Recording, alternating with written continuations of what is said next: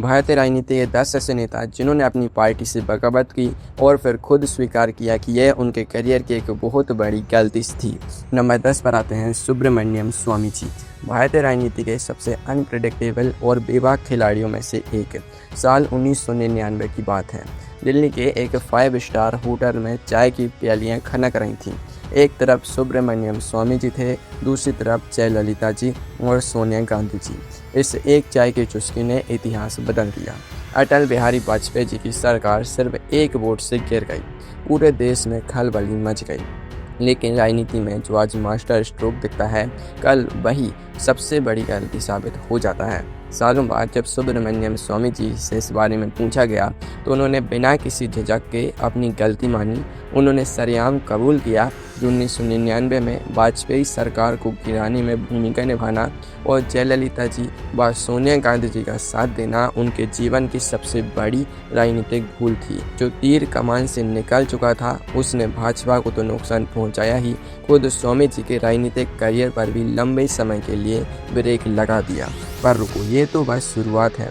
आगे की लिस्ट देखकर आप हैरान रह जाएंगे कि कैसे कैसे धुरंधर अपनी ही चाल में फंस गए। नंबर 9 पर आते हैं अरविंदर सिंह लवली जी। दिल्ली कांग्रेस का वो चेहरा जो सालों तक पार्टी का सबसे मजबूत स्तंभ माना जाता रहा।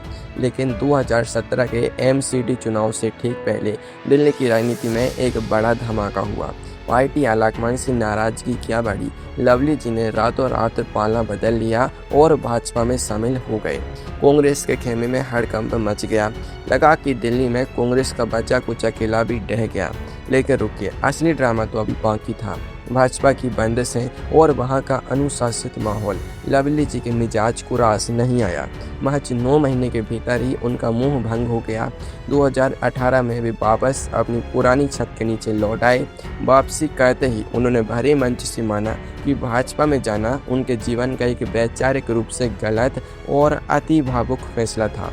उन्होंने माना कि वे वहां एक दिन भी सहज महसूस नहीं कर पाए। ऐसे कहते हैं 24 जी गए थे 26 जी बनने और 2 जी बनकर लौट आए। नंबर 8 पर आते हैं अमर सिंह जी। समाजवादी पार्टी के संकट मोचक लुटियन से दिल्ली के सबसे बड़े नेटवर्कर और मुलायम सिंह यादव जी के सबसे खास सलाहकार। एक दौर था जब अमर सिंह जी की एक आवाज़ पर पूरी पार्टी कतार में खड़ी हो जाती थी। लेकिन 2010 आते आते पावर गेम ऐसा बदला कि अमर सिंह जी को पार्टी से बाहर का रास्ता दिखा दिया गया। इसके बाद जो हुआ उसने भारतीय राजनीति का पारा चढ़ा दिया। अमर सिंह जी ने मुलायम सिंह यादव जी, अखिलेश यादव जी और अपने सबसे करीबी दोस्त अमिताभ बच्चन जी पर आरोपों की बौछार कर दी। रोज नए इंटरव्यू, रोज नए खुलासे। लेकिन जब जीवन के आखिरी पड़ाव पर बीमारी ने उन्हें घेरा तो उनका गुस्सा पिघल गया। साल 2020 में उन्होंने सिंगापुर के अस्पताल से एक वीडियो जारी किया। उन्होंने सार्वजनिक रूप से अमिताभ बच्चन जी और मुलायम सिंह यादव जी से अपने तीखे बोल के लिए माफ़ी मांगी। अमर सिंह जी ने अपनी गलती मानते हुए स्वीकार किया कि अति भावुकता और गुस्से में आकर अपने ही पुराने साथियों से दूर होना उनके जीवन की सबसे बड़ी भूल थी। राजनीति का ये सितारा अब इस दुनिया में नहीं है, लेकिन उनकी आत्म स्वीकृति इतिहास में दर्ज हो चुकी है। लेकिन ठहरिए, आगे जो नाम आने वाला है उसने तो पूरी राज्य सरकार का तख्ता पलट कर दिया था। क्या आप अंदाजा लगा सकते हैं कि वो कौन है? नंबर 7 पर आते हैं नारायण राणे जी। महाराष्ट्र की राजनीति के दबंग नेता और पूर्व मुख्यमंत्री, शिवसेना के संस्थापक बाळासाहेब साहेब ठाकरे जी के बेहद करीबी माने जाने वाले राणे जी का 2005 में उद्धव ठाकरे जी से सीधा पंगा हो गया।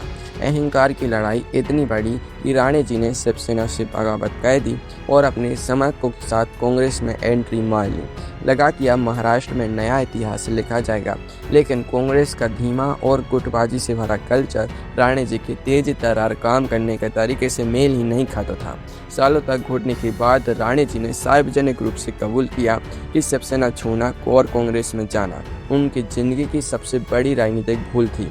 उन्होंने साफ कहा कि कांग्रेस की कार्यशैली उनकी सोच से बिल्कुल अलग थी और वहां जाना उनका एक गलत आकलन था। बाद में उन्होंने अपनी राह बदली और भाजपा का हाथ थाम लिया। नंबर 6 पर आते हैं मुकुल रॉय जी।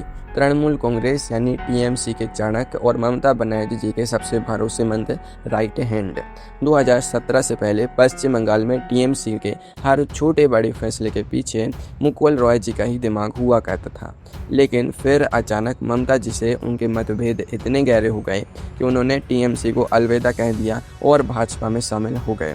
भाजपा ने उन्हें हाथों हाथ लिया और बंगाल से अपना बड़ा चेहरा बनाया। 2021 के बंगाल विधानसभा चुनाव में भाजपा ने पूरा जोर लगा दिया, लेकिन जब चुनाव के नतीजे आए और तृणमूल कांग्रेस ने दोबारा प्रचंड बहुमत हासिल किया तो मुकुल रॉय जी की हवा खिसक गई। चुनाव खत्म होते ही उनका मुंह भंग हो गया। वे चुपचाप वापस ममता बनर्जी जी के पास पहुंचे और टीएमसी की सदस्यता ले ली।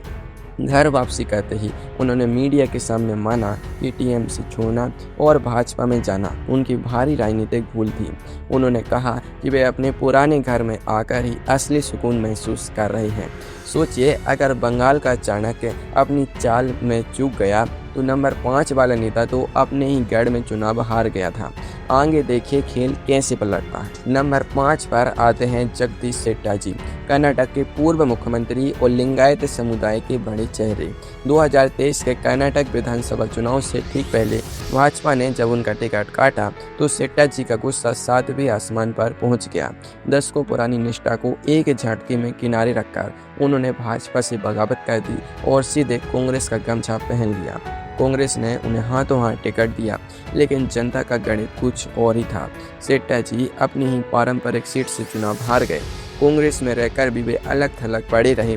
फिर आया 2024 का लोकसभा चुनाव से ठीक पहले शेट्टर जी ने यू टर्न लिया और नई दिल्ली में फिर से भाजपा का दामन थाम लिया। वापसी के बाद उन्होंने हाथ जोड़कर स्वीकार किया कि गुस्से और भावुकता में आकर अपनी विचारधारा की पार्टी छोड़ना उनकी सबसे बड़ी भूल थी।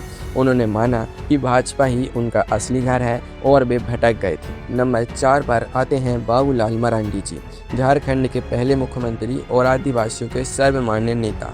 2006 में केंद्रीय भाजपा नेतृत्व से कुछ ऐसी अनबन हुई कि मरांडी जी ने पार्टी को राम राम कह दिया। उन्होंने झारखंड विकास मोर्चा यानी JVM नाम से अपनी नई दुकान खोल ली। उन्हें लगा कि वे अकेले दम पर झारखंड में इतिहास रच देंगे, लेकिन राजनीति का मैदान बहुत निर्दयी होता है। 14 साल तक वे झारखंड के सियासी बियाबान में भटकते रहे। कभी कांग्रेस का साथ लिया, कभी निर्दलियों का, लेकिन ना तो खुद पूर्ण बहुमत पा सके और ना ही भाजपा को रोक सके। 14 साल के लंबे वनवास के बाद साल 2020 में उन्हें अपनी गलती का एहसास हुआ। उन्होंने अपनी पूरी पार्टी का विलय वापस से भाजपा में कर दिया। मंच से बोलते हुए मरांडी जी ने माना अपनी मूल विचारधारा से दूर होना उनकी जिंदगी का सबसे गलत फैसला था। अगर वे पार्टी में रहते तो झारखंड का नक्शा कुछ और होता।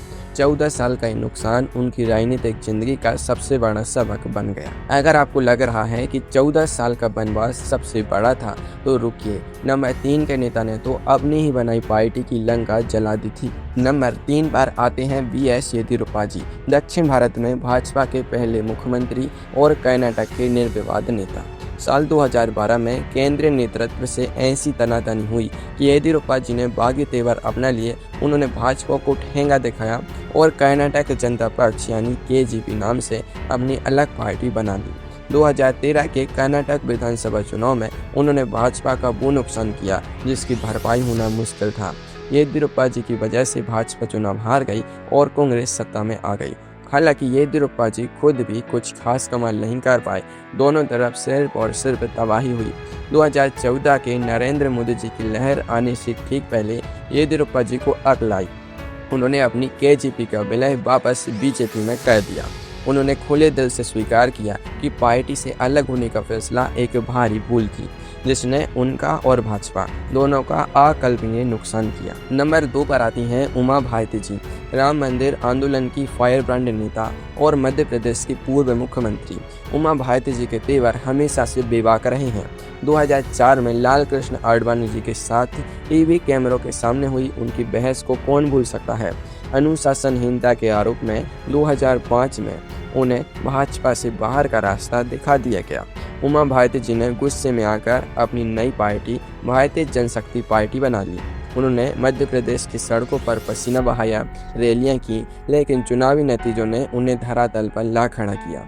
जनता ने उनकी नई पार्टी को पूरी तरह नकार दिया। 6 साल तक राजनीति की मुख्य धारा से बाहर रहने के बाद 2011 में जब नितिन गडकरी जी उन्हें वापस भाजपा में लाए तो उमा भारती जी का रुख बिल्कुल बदला हुआ था। उन्होंने भारी मन से स्वीकार किया कि गुस्से में आकर अपनी मां समान पार्टी को छोड़ना उनकी सबसे बड़ी भूल थी। उन्होंने माना कि भावुकता में लिए गए फैसले हमेशा तबाही हिलाते हैं। अब आते हैं उस नंबर 1 नेता पर जिसकी बगावत ने पूरे उत्तर प्रदेश की राजनीति को हिलाकर रख दिया था। एक ऐसा फैसला जिसने उनके समर्थकों को भी सन्न कर दिया था। नंबर 1 पर आते हैं कल्याण सिंह जी, राम मंदिर आंदोलन के सबसे बड़े नायकों में से एक और उत्तर प्रदेश के पूर्व मुख्यमंत्री। 1992 में बाबरी ढांचा गिरने के बाद अपनी सरकार कुर्बान करने वाले कल्याण सिंह जी का भाजपा में कद आसमान पर था, लेकिन 1999 में अटल बिहारी वाजपेयी जी से ऐसे मतभेद हुए कि उन्होंने भाजपा छोड़ दी।